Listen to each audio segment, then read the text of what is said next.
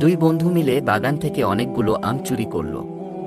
আম নিয়ে তারা চিন্তা করল কোথায় বসে ভাগ করবে যেন কেউ না দেখে। অনেক খোঁজাখুঁজির পর তারা কবরস্থানে গিয়ে ভাগ করার সিদ্ধান্ত নিল। তারা দেওয়াল পার হয়ে কবরস্থানে ঢোকার সময় দুটি আম দেওয়ালের বাইরে পড়ে যায়। যাই হোক, তারা তাদের সিদ্ধান্তে আমগুলো ভাগ করতেছে, একটা তোর, একটা আমার, একটা তোর, একটা আমার। এমন সময় একজন লোক ফজরের নামাজ পড়ে কবরস্থানের পাশ দিয়ে যাচ্ছিলেন। হঠাৎ কবরস্থানের ভেতর থেকে সে বলাবলি শুনতে পেলেন, একটা তোর, একটা আমার, একটা তোর, একটা আমার। লোকটি ভাবলেন নিশ্চয়ই ভূতে কবরস্থানে লাশ ভাগ করে নিচ্ছেন। ভয় পেয়ে তিনি দৌড়ে পাশের মসজিদে গিয়ে ইমাম সাহেবকে ডাকলেন। ইমাম সাহেবও বিষয়টি শুনে চিন্তিত হলেন। দুজন মিলে কবরস্থানের কাছে আসতেই ভেতর থেকে আবারও আওয়াজ এল, একটা তোর, একটা আমার, একটা তোর, একটা আমার। এক বন্ধু বলল, দুইটা বাইরে আছে, ও দুইটার কি করবি?